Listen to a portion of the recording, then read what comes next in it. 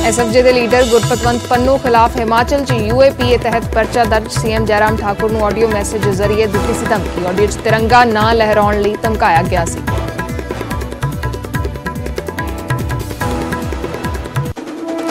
दौड़ाक मान कौर दा अज होवेगा अंतिम संस्कार। कल 105 साल की उम्र दे विच होया सी देहांत। कैंसर नाल जूझ रही सी बेबी मान कौर। केंद्रीय खेड मंत्री ते मुख मंत्री कैप्टन ने जताया दुख।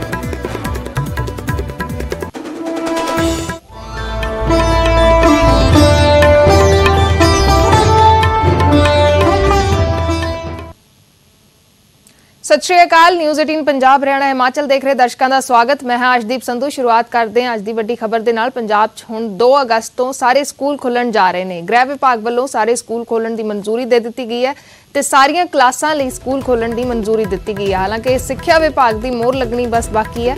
कोविड नियमां की पालना स्कूलों दे विच करनी होएगी। पहला 10वीं तो 12वीं तक लई स्कूल खोले गए सी। उस दे विच भी ये ਜਿਹੜੀਆਂ ਸ਼ਰਤਾਂ ਸੀਗੀਆਂ ਕੁਝ ਜਿਵੇਂ ਕਿ ਕੋਵਿਡ ਨਿਯਮਾਂ ਦੀ ਜਿਹੜੀ ਪਾਲਣਾ ਹੈ ਉਸ ਨੂੰ ਲੈ ਕੇ ਤਾਂ ਸੀ ਹੀ, ਨਾਲ ਹੀ ਇਹ ਵੀ ਸੀ ਕਿ ਆਨਲਾਈਨ ਕਲਾਸਾਂ ਚੱਲਦੀਆਂ ਰਹਿਣਗੀਆਂ ਨਾਲ ਹੀ ਤੇ ਪੇਰੈਂਟਸ ਦੀ ਰਜ਼ਾਮੰਦੀ ਦੇ ਨਾਲ ਜਿਹੜੇ ਬੱਚੇ ਨੇ ਉਹ ਸਕੂਲ ਆ ਸਕਦੇ ਨੇ। ਤਾਂ ਹੁਣ ਸਾਰੀਆਂ ਕਲਾਸਾਂ ਦੇ ਲਈ ਸਕੂਲ ਖੋਲਣ ਨੂੰ ਮਨਜ਼ੂਰੀ ਦੇ ਦਿੱਤੀ ਗਈ ਹੈ। 2 ਅਗਸਤ ਤੋਂ ਸਕੂਲ ਖੁੱਲਣ ਜਾ ਰਹੇ ਨੇ। ਸਿੱਖਿਆ ਵਿਭਾਗ ਦੀ ਮੋਹਰ ਲੱਗਣੀ ਬਾਕੀ ਹੈ।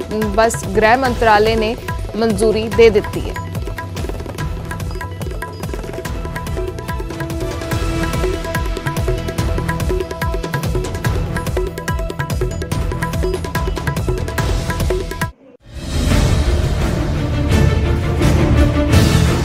सूबे च कोरोना मामलों च गिरावट नूं देखदिआं सरकार ने वड्डा फैसला लिया है। सोमवार तो सारे स्कूल खोले जाने नूं मंजूरी दे दी गई है।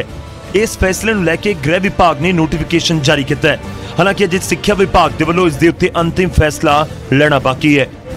जे सिक्ख्या विभाग की प्रवानगी मिलती है तो सोमवार तो सारियां क्लासां लगणगीआं।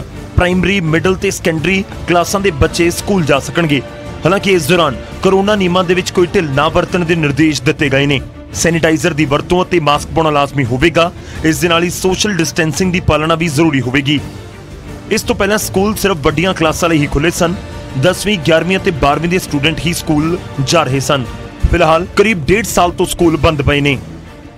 बैटर वे ना असीं बिल्कुल भी नहीं पढ़ पाए। ऑनलाइन क्लासेस दे विच टीचर्स सानूं पढ़ाਉਂਦੇ ਸੀਗੇ बट साडा ना सिलेबस सही तरह कवर हो पा रहा ਸੀ क्योंकि नैटवर्क इशूज़ बहुत सारे ਸੀਗੇ। ਤੇ ਅਸੀਂ ਜੇ ਸਕੂਲ ਖੁੱਲਣ ਜਾ ਰਹੇ ਹਾਂ ਤੇ ਉਹਦੇ ਵਿੱਚ ਆਪਣਾ ਇੱਕ ਮਜ਼ਾ ਹੁੰਦਾ ਹੈ। ਅਸੀਂ ਆਪਣੇ ਦੋਸਤਾਂ ਨਾਲ ਬੈਠਦੇ ਹਾਂ, ਟੀਚਰ ਸਾਨੂੰ ਸਪੋਰਟ ਕਰਦੇ ਆ, ਸਾਨੂੰ ਪੜ੍ਹਾਉਂਦੇ ਆ, ਉਹਨਾਂ ਦਾ ਪੜ੍ਹਾਉਣ ਦਾ ਤਰੀਕਾ ਸਾਨੂੰ ਇਫੈਕਟ ਕਰਦਾ ਹੈ। ਮੈਨੂੰ ਬਹੁਤ ਜ਼ਿਆਦਾ ਵਧੀਆ ਫੀਲ ਹੁੰਦਾ ਪਿਆ ਕਿ ਜਿਹੜੇ ਪ੍ਰੈਜ਼ੈਂਟ ਦੇ ਸਟੂਡੈਂਟਸ ਆ ਉਹਨਾਂ ਨੂੰ ਇਹ ਫਿਲਹਾਲ ਲਈ ਮੌਕਾ ਮਿਲਦਾ ਪਿਆ ਕਿ ਸਾਡੀ ਕਲਾਸ ਦੇ ਵਿੱਚ ਸਾਨੂੰ ਜ਼ਿਆਦਾਤਰ ਅਸੀਂ ਆਨਲਾਈਨ ਹੀ ਪੜ੍ਹੇ ਹਾਂ, ਜਿਹਦੇ ਨਾਲ ਸਾਡੀ ਕੰਸੈਂਟਰੇਸ਼ਨ ਉਨੀ ਜ਼ਿਆਦਾ ਨਹੀਂ ਬਣ ਪਾਉਂਦੀ ਸੀ। ਨਾਲੇ ਸਾਡਾ ਸਕਰੀਨ ਟਾਈਮ ਜ਼ਿਆਦਾ ਹੋਣ ਦੇ ਨਾਲ ਸਾਡੀ ਆਈਜ਼ 'ਤੇ ਵੀ ਕਾਫੀ ਇਫੈਕਟ ਪਿਆ। ਜਿਵੇਂ ਆਪਾਂ ਆਨਲਾਈਨ ਕਲਾਸਿਸ ਲਗਾਉਂਦੇ ਹਾਂ ਉਹਦੇ ਵਿੱਚ ਕੁਝ ਸਮਝ ਤਾਂ ਆਉਂਦਾ ਨਹੀਂ। ਕੋਸ਼ਿਸ਼ ਕਰਦੇ ਹਾਂ ਸਮਝ ਪਾਈਏ ਪਰ ਵਧੀਆ ਤਰ੍ਹਾਂ ਸਮਝ ਨਹੀਂ ਆਉਂਦਾ। ਜਿਵੇਂ ਆਪਾਂ ਉੱਥੇ ਬੈਠੇ ਹੁੰਦੇ ਆਂਗੇ, ਕਲਾਸ ਵਿੱਚ ਹੁੰਦੇ ਹਾਂ, ਕੋਈ ਡਾਊਟ ਹੁੰਦਾ ਤਾਂ ਪੁੱਛ ਵੀ ਸਕਦੇ ਹਾਂ। ਤਾਂ ਮੈਨੂੰ ਖੁਸ਼ੀ ਹੈਗਾ ਕਿ ਆਪਣੇ ਸਕੂਲ ਖੁੱਲ੍ਹ ਰਹੇ ਨੇਗੇ। ਜਿਸ ਤੱਕ ਬੱਚਿਆਂ ਦੀ ਪੜ੍ਹਾਈ ਜਿਹੜੀ ਰੈਗੂਲਰ ਆ ਉਹ ਵਧੀਆ ਹੋਵੇ, ਬੱਚੇ ਚੰਗੇ ਪੜ੍ਹਨ, ਚੰਗੀਆਂ ਡਿਗਰੀਆਂ ਲੈਣ, ਚੰਗੇ ਅਹੁਦਿਆਂ 'ਤੇ ਪਹੁੰਚਣਗੇ। ਅਤੇ ਜੇ ਆਪਾਂ ਸਕੂਲ ਨਹੀਂ ਖੁੱਲ੍ਹਦੇ ਸੀ ਉਹਦੇ ਵਿੱਚ ਬੱਚੇ ਘਰ ਪੜ੍ਹਦੇ ਤਾਂ ਸੀ ਪਰ ਉਹ ਜਿਹੜੀ ਪੜ੍ਹਾਈ ਉਹ ਘਰ ਦੇ ਕਈ ਰੁਝੇਵੇਂ ਹੁੰਦੇ ਆ, ਘਰ ਦੇ 100 ਕੰਮ ਹੁੰਦੇ ਬੱਚਿਆਂ ਨੂੰ ਕਰਨੇ ਪੈਂਦੇ, ਪੜ੍ਹਾਈ ਵੱਲ ਧਿਆਨ ਨਹੀਂ ਦਿੱਤਾ ਜਾਂਦਾ। ਜੇ ਸਕੂਲ ਵਿੱਚ ਰੈਗੂਲਰ ਹੋਣਗੇ, ਟੀਚਰਾਂ ਵੀ ਖਿਆਲ ਦੇਣਗੀਆਂ, ਟਿਊਸ਼ਨ ਵੀ ਜਿਹੜੀ ਉਹਨਾਂ ਦੀ ਪੜ੍ਹਾਈ ਉਹ ਵਧੀਆ ਹੋਊਗੀ। हालांकि ज्यादातर मापे अजे बच्चों को स्कूल भेजण तो संकोच कर रहे हैं। उधर बच्चे भी कह रहे हैं कि उन्होंने वैक्सीन नहीं दी गई तो स्कूल क्यों सद्या जा रहा है। सरकार को स्कूल खोलने चाहिए नहीं। क्यों नहीं खोलने चाहिए? क्योंकि ਵੱਡਿਆਂ ਨੂੰ ਵੈਕਸੀਨ ਲੱਗ ਚੁੱਕੀ ਹੈ ਤੇ ਸਾਨੂੰ ਵੈਕਸੀਨ ਨਹੀਂ ਲੱਗੀ। ਅਸੀਂ ਸਕੂਲ ਤੇ ਪੈਨਸਿਲ ਬੁੱਕਸ ਕੁਝ ਵੀ ਸ਼ੇਅਰ ਕਰਨਾ ਹੁੰਦਾ ਤੇ ਅਗਰ ਕਿਸੇ ਨੇ ਵੀ ਆਪਣੇ ਮੀਨਸ ਚੈੱਕ ਕਰਵਾਇਆ ਕਰੋਨਾ, ਅਗਰ ਕਿਸੇ ਨੂੰ ਪੋਜ਼ਿਟਿਵ ਆ ਗਿਆ ਤਾਂ ਫਿਰ ਸਾਡਾ ਕੀ ਬਣੇਗਾ। ਕਰੋਨਾ ਦੀ ਤੀਜੀ ਲਹਿਰ ਆ ਰਹੀ ਹੈ, ਸਕੂਲ ਨਹੀਂ ਖੋਲ੍ਹਣੇ ਚਾਹੀਦੇ। ਕਿਉਂ? ਕਿਉਂਕਿ ਬੱਚਿਆਂ ਨੂੰ ਜ਼ਿਆਦਾ ਹੋ ਸਕਦਾ ਕਰੋਨਾ ਦੀ ਤੀਜੀ ਲਹਿਰ ਨਾਲ ਕਰੋਨਾ, ਕਿਉਂਕਿ ਨਾਲੇ ਟੀਕੇ ਵੀ ਨਹੀਂ ਲੱਗਦੇ ਕਰੋਨਾ ਦੇ। ਸਕੂਲ ਇसीलिए खुलने चाहिए कि बच्चे घर बिल्कुल नहीं पढ़ते। जो ऑनलाइन क्लासेस भी आती है करवाते हैं, बच्चे चीटिंग करके भी करते हैं सारा कुछ काम वगैरह और कोई गल नहीं मनते, सारी दिहाड़ी मोबाइल 'ਚ रहते हैं। इस करके स्कूल खुलने चाहिए। दस दिए कि पहला भी वड्डियां जमातां दे सारे विद्यार्थियों दे लई स्कूल आउणा लाजमी नहीं किया गया सी। स्कूल खोलण दे नाल नाल ऑनलाइन क्लासां भी जारी ने। सिर्फ उही बच्चे जा रहे ने जिन्हां दे मापे रजामंद ने। Bureau report news 18 Punjab. ਤੇ ਖਬਰ ਹਰਿਆਣਾ ਤੋਂ। ਹਰਿਆਣਾ ਦੇ ਵਿੱਚ ਮਨੋਹਰ ਸਰਕਾਰ ਨੇ ਲੋਕਾਂ ਨੂੰ ਰਾਹਤ ਦਿੱਤੀ ਹੈ। ਹਰਿਆਣਾ 'ਚ ਬਿਜਲੀ ਸਸਤੀ ਹੋ ਗਈ ਹੈ। 37 ਪੈਸੇ ਪ੍ਰਤੀ ਯੂਨਿਟ ਬਿਜਲੀ ਸਸਤੀ ਕੀਤੀ ਗਈ ਹੈ। ਮੁੱਖ ਮੰਤਰੀ ਨੇ ਬਿਜਲੀ ਸਸਤੀ ਕਰਨ ਦਾ ਐਲਾਨ ਕੀਤਾ ਹੈ। ਖਪਤਕਾਰਾਂ ਨੂੰ ਕਰੀਬ 100 ਕਰੋੜ ਰੁਪਏ ਦੀ ਰਾਹਤ ਮਿਲੇਗੀ। ਇਸ ਦੇ ਨਾਲ ਮਨੋਹਰ ਲਾਲ ਖੱਟਰ ਦੇ ਵੱਲੋਂ ਇਹ ਐਲਾਨ ਕੀਤਾ ਗਿਆ। 37 ਪੈਸੇ ਪ੍ਰਤੀ ਯੂਨਿਟ ਬਿਜਲੀ ਸਸਤੀ ਹਰਿਆਣਾ ਦੇ ਵਿੱਚ ਕਰ ਦਿੱਤੀ ਗਈ ਹੈ। ਖਪਤਕਾਰਾਂ ਨੂੰ ਕਰੀਬ 100 ਕਰੋੜ ਰੁਪਏ ਦੀ ਰਾਹਤ ਮਿਲੇਗੀ। ਹਰਿਆਣਾ 'ਚ ਬਿਜਲੀ ਸਸਤੀ ਹੋਈ।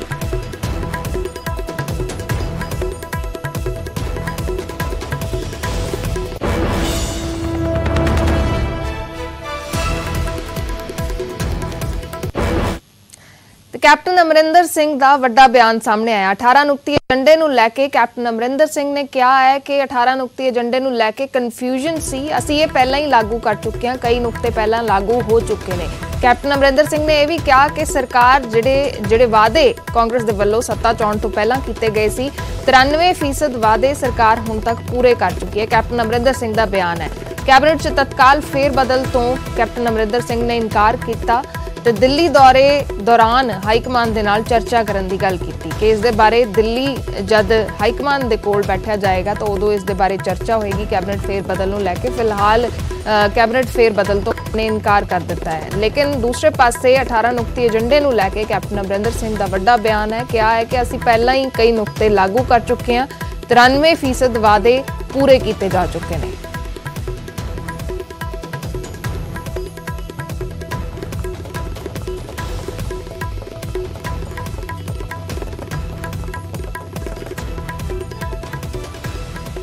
ਤੇ ਸ਼ਹੀਦ ਊਧਮ ਸਿੰਘ ਦੇ ਸ਼ਹੀਦੀ ਦਿਵਸ ਮੌਕੇ ਸੀਐਮ ਕੈਪਟਨ ਅਮਰਿੰਦਰ ਸਿੰਘ ਨੇ ਸ਼ਹੀਦੀ ਯਾਦਗਾਰ ਨੂੰ ਲੋਕ ਅਰਪਣ ਕੀਤਾ। ਊਧਮ ਸਿੰਘ ਦੇ ਸ਼ਹਿਰ ਸੁਨਾਮ ਦੇ ਵਿੱਚ ਯਾਦਗਾਰ ਬਣਾਈ ਗਈ ਹੈ। 2.61 ਕਰੋੜ ਦੀ ਲਾਗਤ ਦੇ ਨਾਲ ਯਾਦਗਾਰ ਬਣੀ ਹੈ। ਮੁੱਖ ਮੰਤਰੀ ਨੇ ਵੀ ਕਿਹਾ ਕਿ ਉਹ ਊਧਮ ਸਿੰਘ ਦਾ ਇਤਿਹਾਸਕ ਪਿਸਤੌਲ ਯੂਕੇ ਤੋਂ ਲਿਆਉਣ ਲਈ ਕੇਂਦਰ ਨਾਲ ਵੀ ਗੱਲ ਕਰਨਗੇ।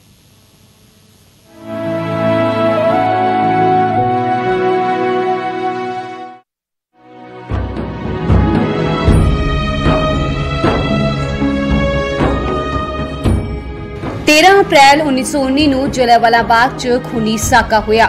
ਇਸ ਖੂਨੀ ਸਾਕੇ ਦੌਰਾਨ ਇੱਕ ਨੌਜਵਾਨ ਵੀ ਉੱਥੇ ਮੌਜੂਦ ਸੀ ਜਿਸ ਨੇ 20 ਸਾਲਾਂ ਬਾਅਦ ਲੰਡਨ ਜਾ ਕੇ ਖੂਨੀ ਸਾਕੇ ਦਾ ਬਦਲਾ ਲਿਆ, ਜਿਸ ਨੂੰ ਅੱਜ ਸ਼ਹੀਦ ਊਧਮ ਸਿੰਘ ਦੇ ਨਾਂ ਨਾਲ ਜਾਣਿਆ ਜਾਂਦਾ ਹੈ। ਅਤੇ ਅੱਜ ਦੇ ਦਿਨ ਹੀ 1940 ਨੂੰ ਊਧਮ ਸਿੰਘ ਨੂੰ ਸ਼ਹੀਦ ਕੀਤਾ ਗਿਆ ਸੀ। उधर मुख्यमंत्री कैप्टन अमरिंदर सिंह ने शहीद ऊधम सिंह दी याद च सुनाम विखे मैमोरीयल नूं लोक अर्पण कीता। उन्हें दस्सिया कि 2.5 करोड़ की लागत नाल यादगार दी उसारी हुई है। इस अजायब घर नूं इस तरह बनाया जाएगा कि लोकां दे नाल रिसर्चर्स भी इत्थे आके रिसर्च करनगे। इस दौरान कैप्टन अमरिंदर सिंह ने कहा कि जिस पिस्टल नाल ऊधम सिंह ने माइकल अडवायर नूं गोली मारी सी अते जिस किताब च पिस्टल रख के लैके गए सन उस नूं भी बाहरों लिया के इस अजायब घर च रखण दी कोशिश करांगे। सारा जिथे साडे शहीद होए ने चाहे किसी सूबे विच भी होए ने जिन्हां ने देश की आज़ादी वास्ते अपनी कुर्बानियां दित्तियां ने, इहो जे यादगारां सारे किते बननियां चाहिदियां ने। शहीद भगत सिंह जी चाहे हुसैनी वाला होए, चाहे जलियांवाला बाग होए या इत्थे शहीद ऊधम सिंह जी, ऐसे कई लोग जिहड़े असीं जानते ही नहीं। जैसे मैं कहा सी, मैं जदों काला पानी दी जिथे सज़ा हुंदी सी उस सैल्यूलर जेल विच गया सी, पता नहीं किन्ने पंजाबियों के नाम सी, मैं नहीं जानता कौन से। असीं उन्होंने रिसर्च करके एक पंजाब दे विच सारे वास्ते एक यादगार बनावांगे जिन्हां अननोन कह दो उन्होंने, जिन्होंने असीं जानते नहीं। अंग्रेज़ां ने उत्थे खत्म करता सी। कैप्टन अमरिंदर सिंह वालों शहीदां दी यादगार बनाउण दा बहुत वधिया उपराला कीता गया। लोड़ भी है अपने इतिहास तो दूर हो रही नवी पीढ़ी नूं अपने वडमुले इतिहास तो जाणू करवाया जावे। सुनाम तो पंकज कपाही ते चरणजीव कौशल दे नाल ब्यूरो रिपोर्ट न्यूज़ 18।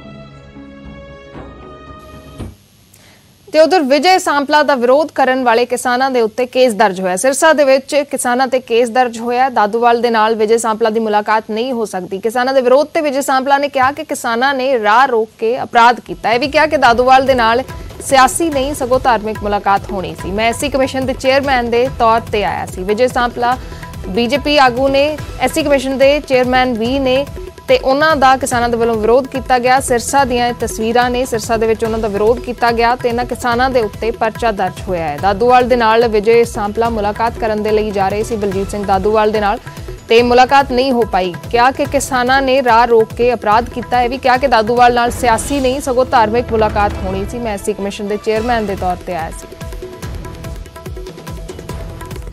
रास्ता रोका गया, ये गलत है। सो इसलिए हमने ये कहा है कि अगर हमें जाने से रोकना है तो इसके लिए एससी कमीशन का रास्ता रोकना ये भी एक अपराध है और उस अपराध में रास्ते में अवरोध खड़े करना, जाने ना देना, सरकारी काम में विघ्न डालना और अनुसूचित जाति जो है तो इसलिए अनुसूचित जाति के साथ अन्याय करना और उसका रास्ता रोकना ये भी एससी एक्ट में अभी आता है। इसमें कोई तो इसलिए मैं वही बता रहा हूँ, इसलिए हमने एसपी साहब से कहा कि अगर हमारा रास्ता रोकते हैं, नहीं समझने से समझाते, क्योंकि हमारा काम कहीं बराबर पे वैसा ही अगर उस तरह का नज़रिया हमारा नहीं होना चाहिए। हम एक कमीशन है और कमीशन के नाते हमारा एक जो रोल है वो होना चाहिए, ना कि उनकी तरह ही हम भी झगड़े पे उतारू हो। ये हमारा एक कर्तव्य नहीं है। ਅੱਗੇ ਵਧਦੇ ਹਾਂ। ਕਿਸਾਨਾਂ ਦੇ ਮੁੱਦੇ ਦੇ ਉੱਤੇ ਅਕਾਲੀ ਦਲ ਦੇ ਵਫਦ ਨੇ ਰਾਸ਼ਟਰਪਤੀ ਦੇ ਨਾਲ ਮੁਲਾਕਾਤ ਕੀਤੀ ਹੈ। ਹਰਸਿਮਰਤ ਬਾਦਲ ਦੀ ਅਗਵਾਈ ਦੇ ਵਿੱਚ ਵਫਦ ਨੇ ਮੁਲਾਕਾਤ ਕੀਤੀ ਹੈ। ਰਾਸ਼ਟਰਪਤੀ ਭਵਨ 'ਚ ਮੁਲਾਕਾਤ ਹੋਈ। ਵਫਦ ਦੇ ਵਿੱਚ ਬੀਐਸਪੀ, ਐਨਸੀਪੀ ਤੇ ਜੇਕੇਐਨਸੀ ਦੇ ਮੈਂਬਰ ਵੀ ਸ਼ਾਮਲ ਸਨ। ਕਿਸਾਨੀ ਮੁੱਦਿਆਂ ਤੇ ਦਖਲ ਦੇਣ ਦੀ ਰਾਸ਼ਟਰਪਤੀ ਤੋਂ ਮੰਗ ਕੀਤੀ ਗਈ। ਪਿਛਲੇ ਦਿਨਾਂ ਦੇ ਵਿੱਚ ਚਿੱਠੀ ਵੀ ਲਿਖੀ ਗਈ ਸੀ ਰਾਸ਼ਟਰਪਤੀ ਨੂੰ ਕਿ ਇਸ ਮਸਲੇ ਨੂੰ ਸੁਲਝਾਇਆ ਜਾਵੇ, ਕਿ ਜਿਹੜੇ ਖੇਤੀ ਕਾਨੂੰਨ ਨੇ ਉਹਨਾਂ ਨੂੰ ਰੱਦ ਕੀਤਾ ਜਾਵੇ ਤੇ ਨਾਲ ਹੀ ਇਹ ਵੀ ਇਸ ਚਿੱਠੀ ਦੇ ਵਿੱਚ ਲਿਖਿਆ ਗਿਆ ਸੀ ਕਿ ਸਰਕਾਰ ਗੱਲਬਾਤ ਮੁੜ ਤੋਂ ਸ਼ੁਰੂ ਕਰੇ ਕਿਸਾਨਾਂ ਦੇ ਨਾਲ। ਤਾਂ ਹੁਣ ਉਸ ਤੋਂ ਬਾਅਦ ਵਫਦ ਨੇ ਮੁਲਾਕਾਤ ਕੀਤੀ ਹੈ ਰਾਸ਼ਟਰਪਤੀ ਦੇ ਨਾਲ। ਹਰਸਿਮਰਤ ਕੌਰ ਬਾਦਲ ਦੀ ਅਗਵਾਈ ਦੇ ਵਿੱਚ ਇਸ ਵਫਦ ਨੇ ਮੁਲਾਕਾਤ ਕੀਤੀ ਹੈ ਰਾਸ਼ਟਰਪਤੀ ਦੇ ਨਾਲ ਤੇ ਵਫਦ ਦੇ ਵਿੱਚ ਬੀਐਸਪੀ, ਐਨਸੀਪੀ ਤੇ ਜੇਕੇਐਨਸੀ ਦੇ ਮੈਂबर भी शामिल हैं। हमने राष्ट्रपति जी को ये बताने के लिए इधर पहुंचे हैं कि जितनी डेमोक्रेसी और डेमोक्रेटिक परंपराओं को जितना डेंजर आज की डेट में दिख रहा है कि संसद के बाहर लोगों की आवाज कुचली जा रही है। जैसे आप देख रहे हो किसानों के साथ पिछले साल भर से क्या हो रहा है, और अब संसद के अंदर लोगों के चुने हुए नुमाइंदों की आवाज भी कुचली जा रही है।